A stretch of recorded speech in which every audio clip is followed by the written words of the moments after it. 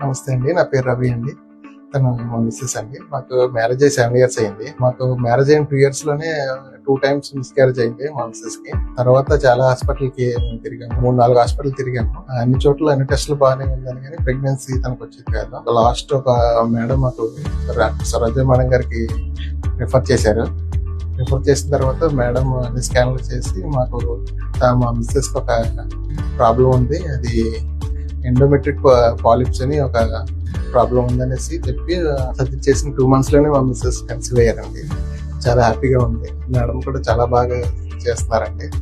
మేము చాలా హ్యాపీగా ఉన్నాము. Thanks to Saroja madam. 7 years అవుతుంది.